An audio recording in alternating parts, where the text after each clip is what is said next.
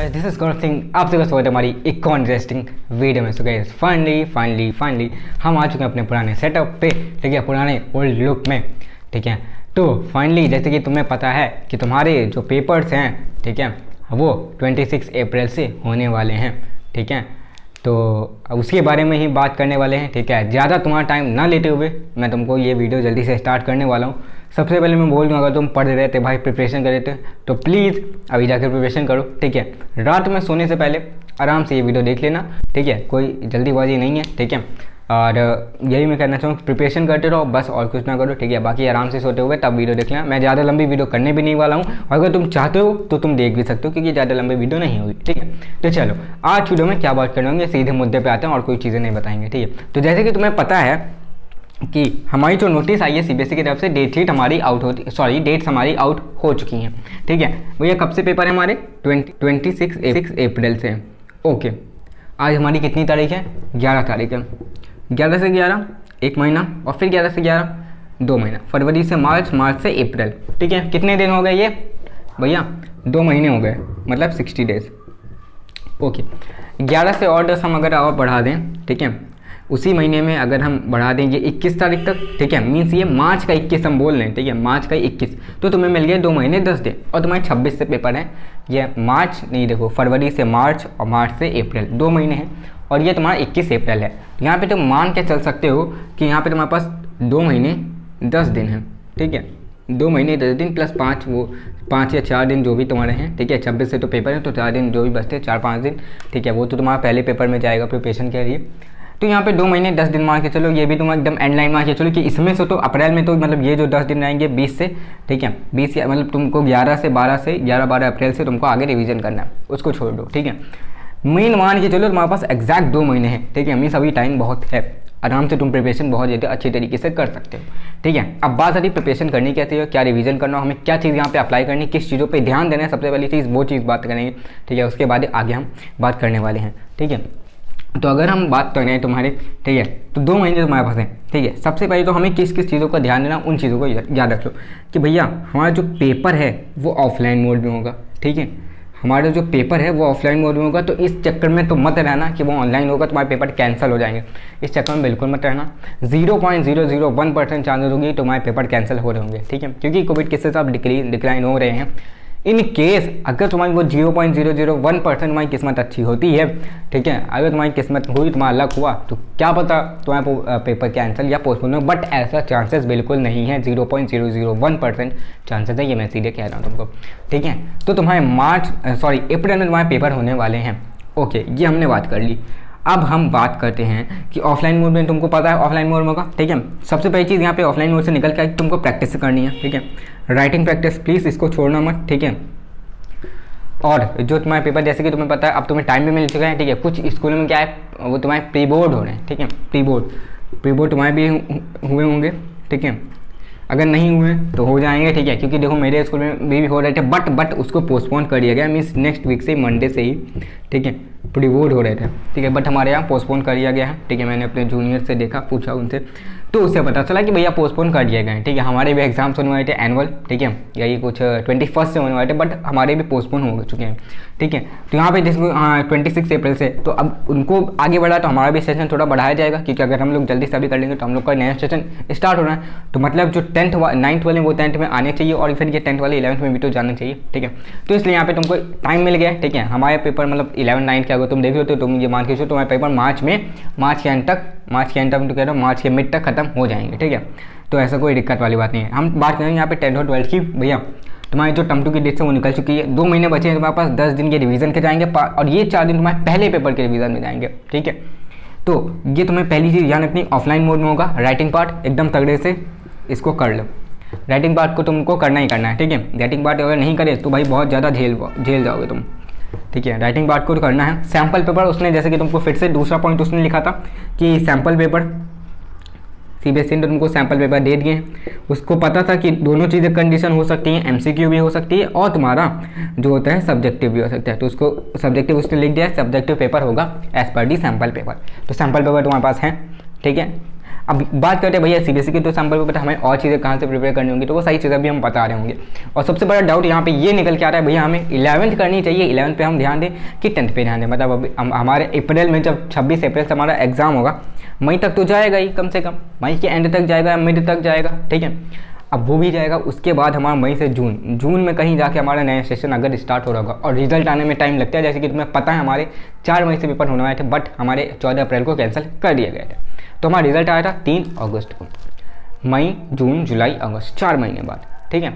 अब तुम ये सोचो कि अगर ये तुम्हारा अप्रैल मई में ख़त्म होगा, ठीक है, तो तुम्हारा फिर से वही होगा, अगस्त तक कहीं रिजल्ट आएगा, बट ये पेपर हो जाएगा ऑफलाइन है, ठीक है। तो इसमें तुमको ज़्यादा टाइम लगेगा, ये तो तुम्हारा एक महीने के अंदर ही निकालें, क्योंकि हमारे में क्या था कि पुराने चीज़ों के सब एक चीज़ को एनालाइज करके हर एक बच्चे को देना था मार्क्स, ठीक है, क्योंकि उसके पुराने बेसिस देना था, एग्जाम नहीं होते। बट यहाँ पर तुम्हारे एग्जाम हो रहे, स्टूडेंट की टेंशन मत करो, तुम्हारा अगर मई में खत्म होता है तो तुम्हारा जुलाई या जून के एंड तक तुम्हारा रिजल्ट आ रहा होगा, ठीक है, कोई दिक्कत नहीं। जैसे हमारा भी आ रहा था 20 जून को, ठीक है। तो तुम यहाँ पे बात कर लिए, सैम्पल पेपर तुम्हें पढ़ना है, ठीक है, सब्जेक्टिव है, सैम्पल पेपर सीबीएसई नहीं दे रही है, तुमको करना है, ऑफलाइन मोड में राइटिंग प्रैक्टिस करनी, ठीक है। ये तो चीज़ें हो गई, ये तो सिंपल बेसिक चीज़ें हैं। अब हम बात करते हैं हमें किस किस चीज़ों पे ध्यान देना है भैया, 11th करें कि 10th करें, और बाकी जो 10th है टर्म 2 के लिए हमें क्या क्या चीज़ें इंपॉर्टेंट है, ठीक है, वो सारी चीज़ों के हम बारे में बात करने वाले हैं। तुम्हारा क्लास 11th या क्लास 10th हमें करना क्या है, ठीक है। हम सबसे बड़े ज़्यादा हम कन्फ्यूज़ जो हैं वो हम इसी में क्लास 11th और 10th ये करें कि दोनों साथ में करें, ठीक है, ये डाउट है हमें। तो सबसे पहले अगर हम बात करें तो जो 10th का जो स्ट्रैटेजी रहेगी तुम्हारी, ठीक है, इसको ये पहला पॉइंट है, जो तुम्हारा 10th की जो स्ट्रैटेजी रहेगी वो 11th की स्ट्रैटेजी रहेगी। अगर तुम ये मान के चल रहे हो तो बिल्कुल गलत हो, ये मान के चल रहे हो तो वो बिल्कुल गलत हो, ऐसा बिल्कुल नहीं है। जो तुम 10th में स्ट्रैटेजी अपनाओगे वो 11th में मत अपनाना। अगर 10th एक छोटा सा एवरेस्ट है तो 11th एक बड़ा सा एवरेस्ट है, ठीक है। तो उसको मत मान के चलना कि 9th और 10th एकदम सेम था, तो तुम 10th और 11th में भी ज़्यादा फ़र्क नहीं आएगा। फ़र्क है, इतना ज़्यादा फ़र्क है, ठीक है। अब तुम यहाँ पे ट्रिग्नोमेट्री से लगा लो इसका जो एंगल बनेगा, ठीक है, मजाक कर रहा हूँ, ये सब इन सब चीज़ों में मत पढ़ना, बट मैं तुमको बताने की कोशिश कर रहा हूँ, ठीक है। तो 10th और 11th में फ़र्क है, ठीक है, 10th और 11th में फ़र्क ज़्यादा है, ठीक है, सिर्फ फ़र्क ही नहीं, फ़र्क ज़्यादा है। तो प्लीज़ इस चीज़ को अप्लाई मत करना, जो तुम्हारी 10th की स्ट्रैटेजी रहेगी 11th में मत करना।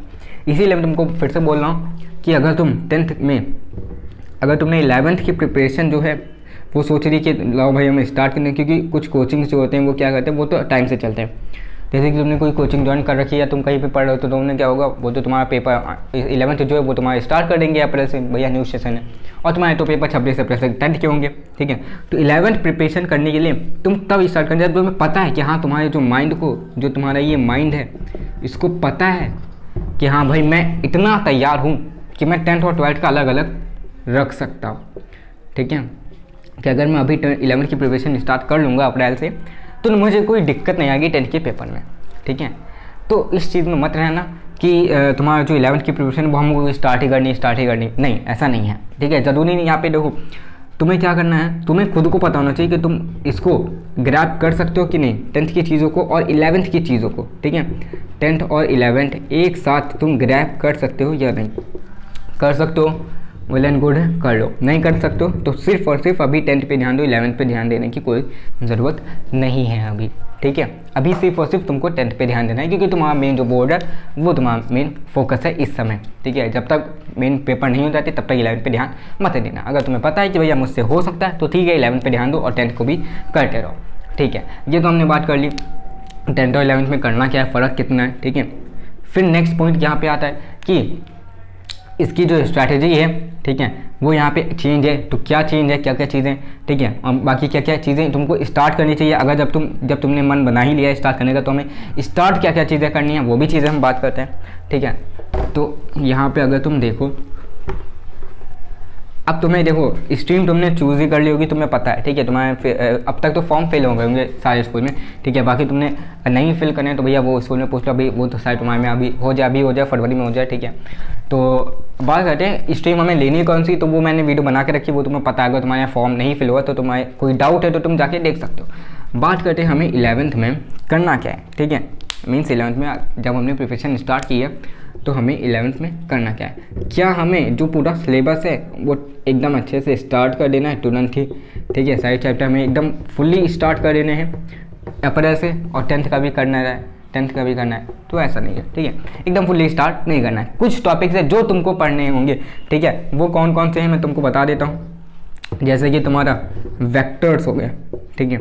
स्टार्टिंग में मैं तुमको बता रहा हूँ, स्टार्टिंग का जो तुम्हारा अप्रैल में जैसे सेशन स्टार्ट होगा, हमारा भी अप्रैल मई में स्टार्ट हुआ था, ठीक है। तो अब जो पेपर हुआ था पहला जून या जुलाई में, ठीक है, उसमें ज़्यादा चीज़ें नहीं आई थी, वो सिर्फ इन्हीं चीज़ों पे आया था, ठीक है। वेक्टर्स हो गया तुम्हारा, डिफरेंशिएशन हो गया, ठीक है, इंटीग्रेशन हो गया, और तुम्हारा इंटीग्रेशन हो गया, वेक्टर हो गया, डिफरेंशिएशन हो गया, और ट्रिग्नोमेट्री हो गया, ठीक है। अब ये मैं उनके लिए बता रहा हूँ जो 11th में PCB लिए, ठीक है। PCM वाले तो मैथ्स पढ़ेंगे ही, ठीक है, उनको तो पढ़ना ही पढ़ना है। बट अगर तुम PCB लिए हो और तुमसे ये कोई कह रहा है कि भैया हम PCM भी ले लें तो और अच्छा रहेगा, इस चक्कर में पढ़े तो बहुत बुरा फंसोगे, ठीक है। अगर ये सब्जेक्ट तुमको 11th और 10th में अगर अलग किए गए हैं तो कुछ सोच समझ के अलग किए गए हैं, ठीक है। ऐसे ही नहीं उनको अलग किया गया है। 10th में वो तीनों एक में थे, यहाँ पे भी तीनों एक में नहीं है, तीनों एकदम अलग है, वास्ट डिफरेंट है तीनों में, ठीक है। तीनों का कोर्स अलग है, तीनों में कोर्स बड़ा है, ठीक है। बड़ा नहीं मैं कह रहा हूँ मतलब ईजी है, बट हाँ बड़ा भी है और ईजी है, ऐसा नहीं कि एकदम टफ है, ठीक है। बट नहीं, स्टार्टिंग में जो तुमको चीज़ें पढ़नी है वो चीज़ें सिर्फ ये हैं। अगर तुमने PCB ले रखी है, मैथ्स ले रखी है, तो वो तो तुमको पढ़ना है, मैथ्स में तो तुमको पता ही है। ये है PCB वालों को ले कि फिजिक्स में हमें ये चीज़ें फिजिक्स में तुमको स्टार्टिंग में क्या करना है, स्टार्टिंग में ये टॉपिक्स हैं, वेक्टर्स हो गया, डिफरेंशिएशन हो गया, इंटीग्रेशन होगा, ट्रिग्नोमेट्री होगा। अब तुम वो ये सोचो कि अब हम इतनी लंबी वीडियोस पढ़ी हम वो जाके देखें, ठीक है। तो अगर तुम्हारा मन गए, तुम्हारे पास टाइम है तो तुम जाके देखो, बट अगर तुम वो नहीं देखना चाहते हो, ठीक है, अगर तुम्हारे पास इतना टाइम नहीं तो मेरे चैनल पर तुमको प्लेलिस्ट पड़ी हुई है, ठीक है। किस नाम से है, बेसिक्स फॉर फिजिक्स, ठीक है। मेरे चैनल पे जाके देख सकते हो। उसमें मैंने इन्हीं चारों चीज़ों, इन 4-5 और हैं, ठीक है, 5 हैं, एक टॉपिक और है वो मैं भूल रहा हूँ, ठीक है। बट उसमें प्लेलिस्ट में तुमको 5-6 वीडियो मिलेंगी, उसमें जो भी स्टार्टिंग की चीज़ें जो भी तुम्हें 11th में स्टार्ट करने हैं, ठीक है, 11th में जो स्टार्ट करना है उसके लिए कौन कौन से इंपॉर्टेंट टॉपिक्स हैं वो सारी चीज़ें उसमें बताया गया है, बहुत ही लेस टाइम में, ठीक है। तुम्हारा ज़्यादा टाइम भी नहीं वेस्ट होगा, तुम आराम से जब सोने लगो या तो फिर अगर तुम्हें टाइम मिल रहा है तो तुम उसमें जाके बेसिक्स फॉर फिजिक्स की प्लेलिस्ट ऑन करके देख सकते हो। ये तो हो गया भैया हमारा फिजिक्स का। अगर हमने बायो ले रखी है, ठीक है, मतलब बायो हमारा जो सब्जेक्ट है उसमें क्या होगा, ठीक है। देखो मैथ्स का मैं नहीं जानता हूँ, ठीक है, मैथ्स का मैं तुमको कंफर्म करके टेलीग्राम ग्रुप पे अपडेट कर दूंगा, बट क्योंकि मैंने साइंस लिया, PCB लिया, इसलिए मैं तुमको नहीं बता सकता मैथ्स में कौन कौन से चैप्टर हैं, बट हाँ तुमको कंफर्म कर दिया जाएगा टेलीग्राम ग्रुप पे, तो प्लीज़ उसको ज्वाइन कर लेना, ठीक है। इस वीडियो के बाद तुमको पता चल जाएगा, ठीक है। तो बायो में अगर हम देखें तो पहला, दूसरा और जो तीसरा चैप्टर है इनको अच्छे से पढ़ लेना। तीसरा चौथा ये तो चलो बात है, बट पहला जो तुम्हारा लिविंग वर्ल्ड है, ठीक है, और बायोलॉजिकल क्लासिफिकेशन इजी चैप्टर है, कोई ज़्यादा नहीं, ठीक है। ये तुमको भले क्लासिफिकेशन शायद तुमको थोड़ा टफ लगे, तुमको लगे, बट मुझे ऐसा नहीं लगा, ठीक है, बट ज़्यादा लगेगा नहीं, अगर लगता है तो ठीक है, बट लिविंग वर्ड अच्छे से कर लेना। छोटा चैप्टर है और बहुत ही ईजी चैप्टर है ये, ठीक है। तो ये तो हो जाएगा, अगर इसकी एक शॉर्ट वीडियो देख लोगे, एक बार NCERT पढ़ लोगे तो आराम से हो जाएगा। या अभी तुम NCERT तो खरीदोगे नहीं, अभी तो तुम्हारी 10th चल रहा है, ठीक है। तो तुम 11th में सिर्फ बायोलॉजी में सिर्फ ये पहले दोनों चैप्टर कर लेना, इसकी एक शॉर्ट वीडियो देखोगे आराम से क्लियर हो जाएगा, ठीक है। केमिस्ट्री की बात करें, ठीक है, बाकी ये जो चैप्टर ये एनिमल किंगडम, प्लांट किंगडम और बाकी बहुत सारे चैप्टर हैं, ठीक है, वो तो आते रहेंगे, बाद की चीज़ें हैं, वो स्टार्टिंग की चीज़ें मैं तुमको बता रहा हूँ, जो भी तुमको चीज़ें ध्यान देनी। केमिस्ट्री की बात करें तो तुम्हारा जो IUPAC नॉमेनक्लेचर है, ठीक है, IUPAC नॉमेनक्लेचर है, बहुत ज़्यादा इंपॉर्टेंट है। स्टार्टिंग में तुमको सिर्फ सिर्फ यही पढ़ाया जाएगा, और तुम्हारा मोल कॉन्सेप्ट हो गया, ठीक है, और तुम्हारा मोल कॉन्सेप्ट हो गया, मोलैरिटी हो गया, मोलैलिटी हो गया, ठीक है, बहुत सारी चीज़ें हैं, ठीक है। और टेबल फॉर्म में तुमको पूरा उसका एम्पेरिकल फार्मूला निकालना चाहिए, ठीक है। एम्पेरिकल फार्मूला बहुत ज़्यादा इंपॉर्टेंट है, इसका इसके क्वेश्चंस कर लेना, ठीक है। अगर तुम स्टार्ट कर रहे हो केमिस्ट्री, अगर तुम स्टार्ट करना चाहते हो तो ये चीज़ें कर लेना, ठीक है। ये बहुत ज़्यादा तुम्हारे एग्जाम में आने वाला है, मोल कॉन्सेप्ट आएगा और IUPAC नॉमेनक्लेचर आएगा। ये तो हमने बात कर ली भैया फिजिक्स की, बायो की और केमिस्ट्री की, ठीक है। इंग्लिश में क्या बात करें, इंग्लिश में तो तुम्हारे स्टार्टिंग के दो चैप्टर होंगे और पोएम कुछ होगी, अगर होगी तो, और बाकी इंग्लिश में चैप्टर है, ठीक है। स्टार्टिंग के 2 या 1 कर लेना, वो तो ईजी है, वो तो इंग्लिश में तो पढ़ ही लोगे। और बाकी तुमने ऑप्शनल में जो भी ले रखा है, PH ले रखा है, CS ले रखा है, तो वो तो बाकी चीज़ें हैं, ठीक है, उसको भी कर लेना अगर करना चाहो, बट अभी मेन चीज़ों इस पर ध्यान देना, ठीक है। अगर तुम स्टार्ट करने वाले हो तो मैं फिर से मैं तुमको बोल रहा हूँ, गारंटी कह रहा हूँ, सॉरी, तुमको मैं वार्निंग दे रहा हूँ। अगर तुमको लगता है, देखो हर एक स्टूडेंट, मैं तुमको नहीं बता सकता कि तुम्हारे अंदर कितनी एबिलिटी है, या तुम्हारे टीचर नहीं बता सकते, वो तुमको खुद से अंदर पता है कि हाँ भैया तुम कितना ज़्यादा स्टोर कर सकते हो। वो कोई नहीं बता सकता, वो चाहे तुम्हारे पेरेंट्स हो चाहे जो, तुमको पता है कि हाँ भैया मेरे अंदर इतनी एबिलिटी है, मैं ये चीज़ें सेपरेट आउट करके रख सकता हूँ अपने ब्रेन में, इतनी चीज़ें स्टोर कर सकता हूँ। तो अगर तुम्हें पता है तुम 10th के साथ 11th भी कर लोगे तो ठीक है भैया, अप्रैल से तुम स्टार्ट कर दो प्रिपरेशन। क्या करना है हमको, स्टार्टिंग में सिर्फ यही पढ़ना और ज़्यादा हमें नहीं पढ़ना, आगे घिसने की ज़रूरत नहीं है। ये कर लिया, चुप रहो, ठीक है, इसको ही रिवाइज कर लो, आगे बढ़ने की कोई ज़रूरत नहीं है। बाकी तुम, अगर तुम्हारे पास ज़्यादा कुछ टाइम है, अगर तुम ज़्यादा टाइम निकाल पा रहे हो तो प्लीज़ 10th के पे ही ध्यान देना, अभी 11th पे ध्यान मत देना, ठीक है। ये चीज़ें कंप्लीट कर ली तुमने, ठीक है, इनको रिवाइज करो, आगे बढ़ने की कोई ज़रूरत नहीं अभी, ठीक है। इसलिए, और अगर तुम्हारे पास, तुम्हें लगता है कि भैया मुझे पास इतनी अभी एबिलिटी नहीं है कि मैं 10th और 11th दोनों साथ में पढ़ लूँ, तो प्लीज़ बिल्कुल फिर से वार्निंग दो, मत करना ऐसा, ठीक है। सिर्फ और सिर्फ 26 अप्रैल तक तुमको 10th पे ध्यान देना है, उसके बाद एग्ज़ाम्स जो हैं,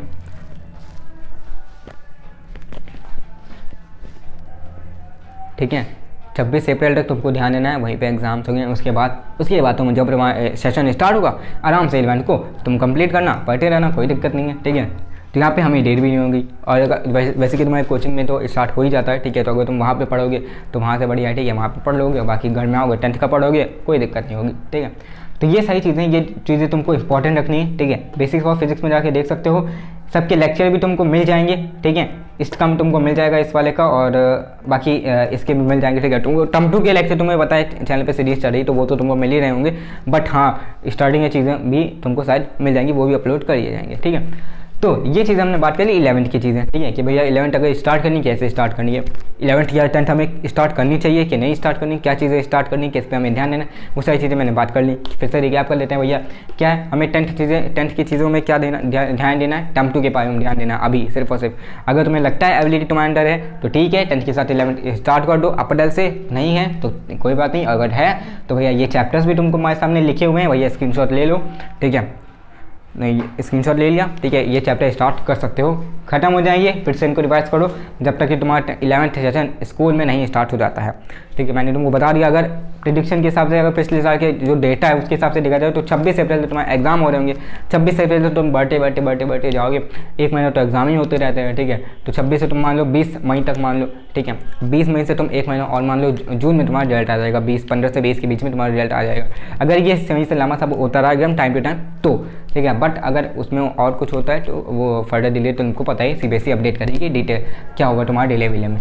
अब बात करें भैया हमारे जो प्री बोर्ड्स होने हैं, भैया उसके लिए क्या करना है, तो प्री बोर्ड्स में आराम से देखो, प्री बोर्ड्स में मैं ये कह रहा हूँ, प्री बोर्ड्स बहुत अच्छी तरीके से ध्यान है, उसमें पता है पिछले साल वालों के साथ क्या हुआ, जिनके प्री बोर्ड्स एकदम खराब हो गए थे, ठीक है, और बहुत ही सही, बट टीचर्स ने तब भी बहुत ज़्यादा हेल्प की, बहुत ज़्यादा लोगों को जो डिजर्विंग कैंडिडेट उनको दिया गया था, ठीक है।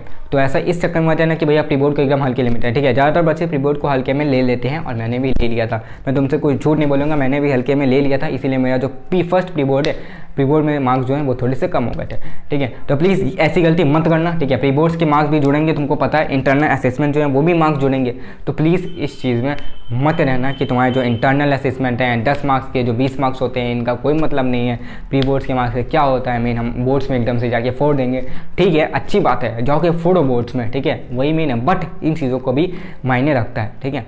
कोई भी चीज़ को अंडर एस्टिमेट नहीं करनी चाहिए, हर एक चीज़ की अपनी एक इंपॉर्टेंस होती है, तो प्लीज़ उस चीज़ को इंपॉर्टेंस उतनी दे देना, अपनी तरफ से 100% देना, बाकी तुम्हारे ऊपर है, बाकी रिजल्ट के ऊपर है, वो जैसा भी आता है वो तुम्हारे ऊपर है, ठीक है। तो ये सारी चीज़ें मैंने तुमको बता दी हैं, क्या चीज़ें तुमको करनी है, ठीक है। आई होप तुम्हारे जो डाउट्स हैं वो क्लियर हो गए, कि हमें 11th करनी है कि नहीं करनी है, 10th में हमें क्या चीज़ें करनी है, 10th के टर्म 2 पेपर कब से हैं, कितने बजे कह रहा हूँ, कब से हैं, क्या चीज़ें करनी होंगी, ठीक है। और बाकी यही सारी चीज़ें, उसकी स्ट्रेटेजी क्या रहेगी, प्री बोर्ड्स पर हमें क्या क्या चीज़ें ध्यान देनी है, ठीक है, किस चीज़ पे हमें इंपॉर्टेंस देनी है, किस चीज़ पे नहीं देनी है, तो प्लीज़ ये सारी चीज़ें हैं। तो I hope you all like the video. अगर अभी भी कोई डाउट हो, कोई भी चीज़ हो, तो प्लीज़ कमेंट करके बता देना, वीडियो बहुत ही जल्द आ रही होगी, ठीक है। तो अब तो फाइनली तुम्हारी जो वीडियोस होंगी वो आती जाएंगी, ठीक है, बट देखते हैं और आगे नेक्स्ट वीडियो में क्या है, तुम्हारे कमेंट्स के हिसाब से ही बनाते रहेंगे वीडियो, ठीक है। तो प्लीज़ 500 हो गया, बहुत ही जल्द हम 1K टच करने वाले होंगे, तो प्लीज़ जल्दी से जाके अपनी वीडियो को, मेरे चैनल को सब्सक्राइब कर दो, वीडियो को लाइक कर दो, और जितना हो सके उतना ज़्यादा शेयर कर दो। See you in the next video. Till then, जय भारत, जय हिंद, बाय।